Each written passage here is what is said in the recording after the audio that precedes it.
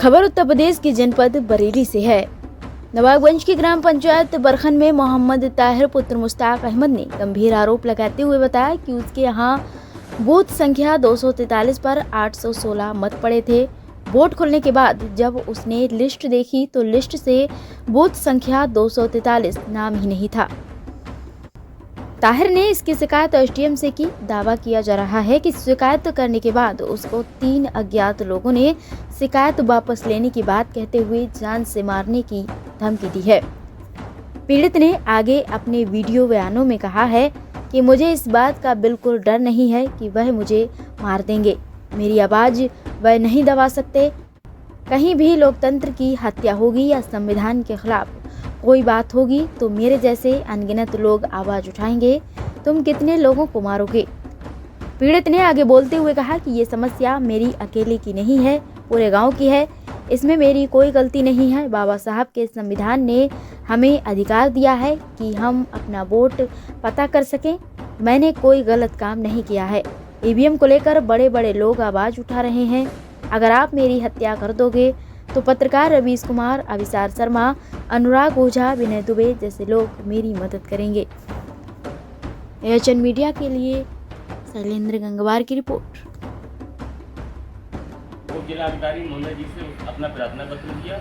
उसमें जो भी जवाब या वैसे उसका कोई ठोस जवाब नहीं मिला, लेकिन उसको लेके जो पेपर वो एप्लीकेशन कब दी थी? वो एप्लीकेशन मतगणना के 2-3 दिन बाद दी थी। अखबार में खबर भी निकली थी। अखबार में खबर निकली, उसी वजह से लोगों को पता लगा। और पूरा मामला क्या था? पूरा मामला ये था, मेरे यहाँ 2 पोलिंग बूथ बनते हैं, 243, 244 जूनियर स्कूल में। 243 में मेरा वोट, मेरे परिवार और मेरे गांव की वोट है टोटल, जिसमें वोटों की संख्या पड़े हुए वोट 816 वोट थे।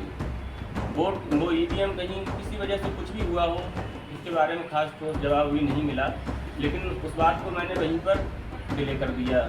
मैंने इसको एप्लीकेशन जब उप जिलाधिकारी महोदय जी को दी थी तो उसमें पेपर में और मीडिया में जैसे भी निकल गया किसी माध्यम 216 वोट पड़े थे तो कोई पर निकले नहीं क्या? 816 वोट। 816 उसमें निकले नहीं क्या? नहीं, वो 243 जो ईवीएम मशीन थी उसमें नहीं आए, लिस्ट में नहीं आए। उसका अभी तक कोई जवाब फिर क्या हुआ? उसे लेके मैंने उप जिलाधिकारी महोदय जी से अपनी शिकायत प्रार्थना पत्र दिया। उसके बाद में वो मीडिया में पेपर में छपा। उसके बाद कुछ लोग आते हैं मुझे रास्ते में मिले और वो कह रहे थे, इस तरीके से मुझे हड़का रहे थे कि तू ज़्यादा नेता बनना चाह रहा है या तेरे मन में क्या है? तुझे अगर अपनी ज़िंदगी अच्छी नहीं लग रही है तब तू बता। उसके बाद में मैंने कहा ऐसी तो कब की घटना है? ये घटना है 16 तारीख, इसी महीने 6 महीने की 16 तारीख को 4:30 बजे के टाइम। एप्लीकेशन आज ही क्यों दिया आपने? पहले भी तो दे सकते। कल हम आए, लेकिन कल कोई वकील साहब नहीं मिल पाए, इसलिए नहीं लिखवाई। आज इसे लिखवाई है और त्योहार भी था आज। किसने धमकी दी आपको? धमकी 3 लोग थे गाड़ी पे बैठे हुए। उनने गाड़ी अगले से लगाई, बोले रुक रुक रुक। मैंने कहा शायद तेल मांगे या कुछ कोई भी काम हो सकता है। तो उन्होंने कहा ज़्यादा नेता बनता है, तू क्या समझ रहा है कि तुझे अखिलेश यादव या राहुल गांधी बचा लेंगे? कहाँ दी एप्लीकेशन आपने? मैंने नवाबगंज थाने में दी। क्या बोले? आश्वासन मिला है कि हाँ जल्दी इस पर कार्रवाई होगी। क्या चाहते हैं आप? हम इस पर कार्रवाई चाहते हैं। कुल मिला के आपको जो है ये ईवीएम की जो आवाज़ उठाई आपने, हाँ, इसलिए इसके आपको खिलाफ धमका रहे हैं लोग। हाँ, इसके खिलाफ मुझे अच्छा, जानकारी है कौन लोग हो सकते हैं? ये तो जानकारी नहीं है कि कौन लोग हो सकते हैं, लेकिन जो भी लोग हैं वो है बहुत खतरनाक टाइप के। और लेकिन इस बात से मुझे डर नहीं है कि वो मुझे मार देंगे, लेकिन मेरी आवाज़ नहीं दबा पाएंगे। अगर कहीं भी लोकतंत्र की हत्या होगी या संविधान के खिलाफ कोई बात होगी तो मेरे जैसे ना जाने अनगिनत लोग इसके खिलाफ आवाज़ उठाएंगे। तुम कितने लोगों को मारोगे? ये समस्या मेरी अकेली की नहीं है, मेरे पूरे गांव की है। और इसको लेके आप इस तरीके से अगर आप मुझे हड़काओगे, अगर मेरे मारने से आपका हल हो रहा है तो आप बेशक करिए। कुल कितने वोट पड़े थे? उसमें वोट पड़े थे 816। कितने 100 हुए वोट? 816 हुए। क्या वो बूथ हैं आपके यहाँ? 2 बूथ हैं हमारे यहाँ, दोनों पे बराबर काउंटिंग इत्तेफाक देखिए, दोनों पे 816 बूथ संख्या 243, बूथ संख्या 244। तो 243 में नील बटा नील दिखा दिया? हाँ, लिस्ट में तो नील बटा नील दिखा रहे हैं। और आपका कहना यह है कि उसमें वोट पड़ा है? 816 वोट पड़े हैं। आपने भी वोट डाला था? मैंने भी वोट डाला है। और आपके परिवार में और भी थे? मेरे परिवार, मेरे गाँव, मेरा मोहल्ला सभी ने डाले हैं वोट। 8 से 16 मेरे अकेले के नहीं है वोट। क्या चाहते हैं आप? मैं तो कार्रवाई चाहता हूँ। फिलहाल वो लोग मुझे धमकियाँ जो है वो बहुत अजीबो-गरीब, जैसे किसी राजनीतिक दबाव या प्रेशर में या ऐसे करके देके गए हैं। उनने काफ़ी हैवानजनक और अनजानों को नाम लेके मुझे धमकियाँ दी हैं।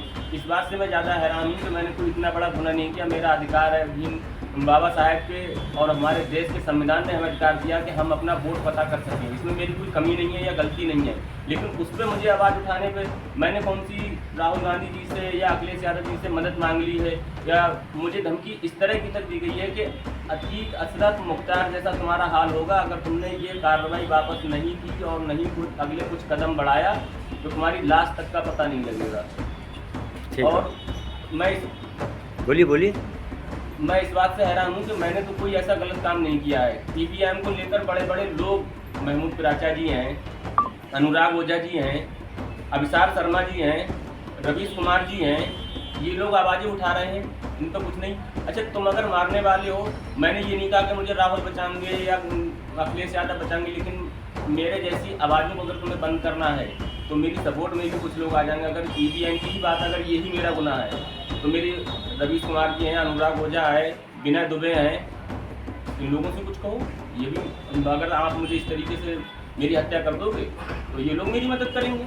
मैंने किसी राजनीतिक पार्टी के लिए नहीं बोला है कि मुझे उससे मदद चाहिए, और अगर मैंने गलत किया है तो कानून उसकी मुझे सजा देगी। मेरा अधिकार अगर नहीं है, तो फिर उसकी मुझे सजा दे। मैंने सिर्फ अपने वोट के लिए कहा, मैंने अपने बूथ के लिए कहा, मैंने अपने ईवीएम के लिए कहा, इतना बड़ा मैंने कोई गुनाह नहीं किया। बाकी देखते हैं, हमने एप्लीकेशन ली है। ठीक है, थैंक यू।